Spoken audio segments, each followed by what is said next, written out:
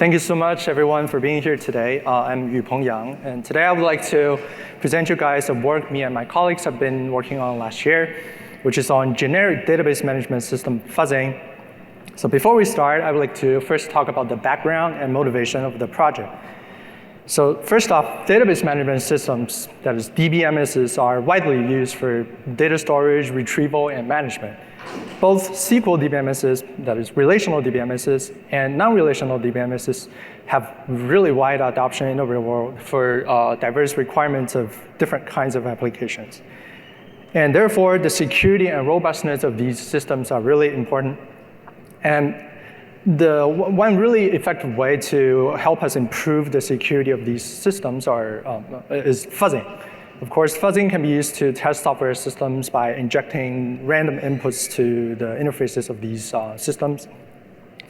And in the past few years, fuzzers targeting SQL DBMSs have proven really powerful and useful over the years. And fuzzers such as SQLsmith, Squirrel, and SQL Answer have all found numerous bugs in the past few years on SQL DBMSs. On the other side, non-SQL DBMSs still lack a very effective fuzzing solution in general. And we noticed two reasons for this. First, existing SQL DBMS fuzzers, such as the ones mentioned above, they all have challenges migrating to non-SQL ones for various reasons, such as their hard-coded static modeling of a certain DBMS. And second, generic fuzzers, such as AFL, will struggle to generate well-formatted inputs to DBMSs in general. We started off this project trying to design a fuzzer that can extend to SQL fuzzers, non-SQL DBMSs in general, and we discovered three challenges in doing so. The first challenge is it's really hard to generalize because the non-SQL DBMS category has a really wide and diverse interfaces.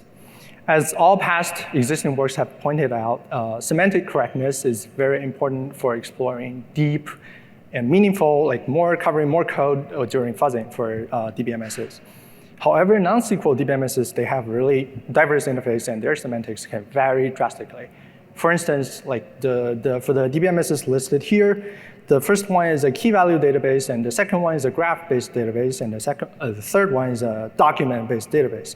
And their input formats really range from key value commands to ASCII or to JSON documents. And the semantic meanings vary a lot. The second challenge we discovered needs a little bit more explanation. So before we talk about that, let's look at how existing works how existing works try to improve the semantic correctness of their generated test cases. So typically, existing works will bind a static semantics to a certain syntax structure. Let's use this example here. Let's say we want to tell the fuzzer that whenever you parse a create table SQL query, then that means you are going to define a variable whose type is the table. Then the way to do that typically is to first we just bind this semantic table define to this TBL name syntax structure. And then whenever we're parsing the input test case and traverse to the T1, which is of this specific syntax structure, we know, okay, there's a variable defined. And this works well for modeling common SQL semantics. However, there are many very important semantics that can change based on the context, meaning that we can no longer use static constraints. And there are two scenarios. The first one is scope constraints. To be specific, one syntax structure can have different semantics under different syntax contexts. And this is really common in many non-SQL inputs. For instance, this cipher query here, which is often used to query graph-based DBMS, we can see that even though those two letters N are of the same type identifier, the first letter actually means define, while the second letter means use. And the second scenario is data types can also depend on other values in the context. And those are type constraints can change based on the context. And here is a very specific example. I'll skip this for now. So the second challenge is loose data dependencies. So all existing works tend to, like all fuzzers will generate mutate inputs randomly. However, for certain non-SQL DBMSs, we discovered that random mutations tend to generate loose data dependencies, which results in really poor fuzzing performance. And to showcase this, we made a random mutation-based fuzzer for Redis, and we noticed that fewer than 6% of all the newly mutated test cases can trigger new data dependency. And that means over 94% of the newly generated test cases only cover thinner DBMS logic and contributes to a less effective fuzzing performance. Our solutions to these challenges are three approaches: semantics valid abstraction, and context-sensitive constraint resolution, and then dependency-guided mutation. We have implemented all these approaches into a end-to-end fuzzing framework, which we call BUZZBEE, that can fuzz both SQL and non-SQL DBMSs effectively.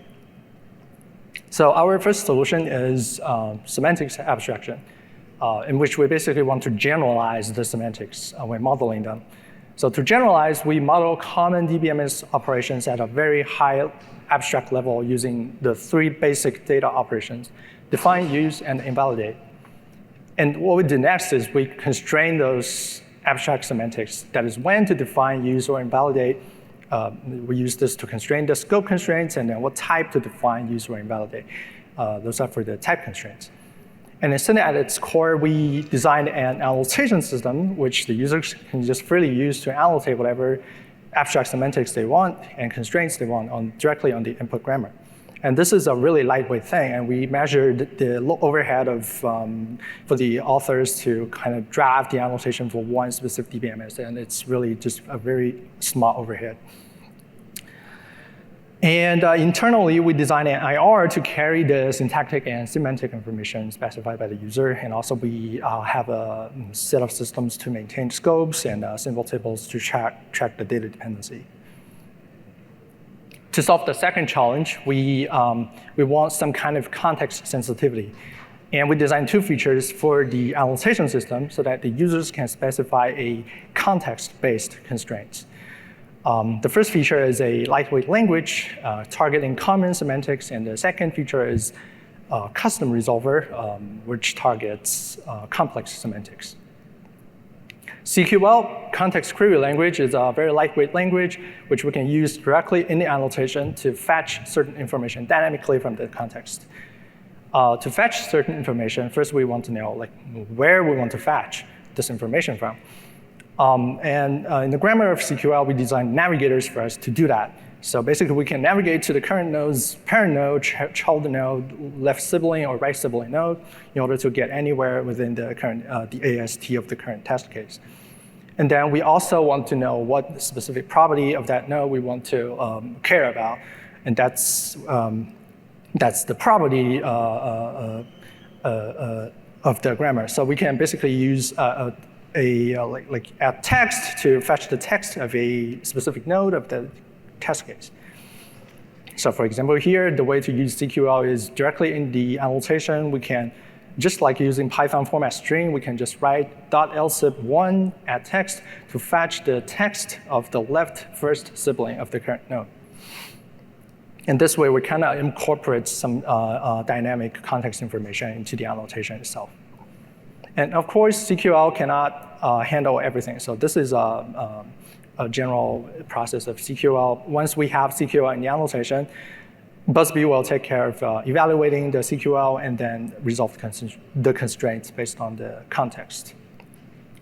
Of course, there are many more complex semantics that CQLs cannot handle, and that's where custom resolvers come into play.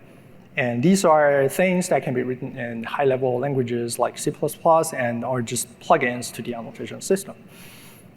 And what we can do is we can just put a name in the annotation system and write our customized code in this little chunk of functions, and then the whole framework will just query this function for customized complex resolution rules. And to solve the third challenge, our solution is to add a guidance to the mutation. Specifically, we add guidance to the replacement and insertion mutations. And to showcase that, let's look at these command sequences. So let's assume we want to kind of insert a command at mutation point A. And what we do through dependency guided mutation is we will first get all the available symbols at A, and then we will just favor all the set from all the mutation candidate IRs and choose those that can use the available symbols. And by doing so, we are actually guiding the mutation towards discovering more data dependencies. Moreover, we also, within this, we have a finer grain prioritization to cover more behaviors. That is, once we have this specific set B, which are all the IRs that can use available symbols, we also prioritize the IRs in this set that do not exist yet in the current test case so that we can cover more behaviors. So implementation-wise, we implemented this framework with C++ and Python. And then as for the evaluation, we performed a very thorough evaluation, and we applied the framework to 8 real-world DBMSs covering 4 mainstream data models. And we discovered 40 bugs in the latest versions of them with 4 CVEs assigned. In our evaluation, the framework outperformed generic fuzzers for non-SQL DBMSs in terms of both coverage and the number of bugs found. And then it achieved comparable results with specialized SQL fuzzers for SQL DBMSs. Well, because of the time constraints, I would like to please refer to the paper for more information and details. And I would like to thank all my collaborators and all of you for being here today. And I'd like to take questions or concerns. Thank you.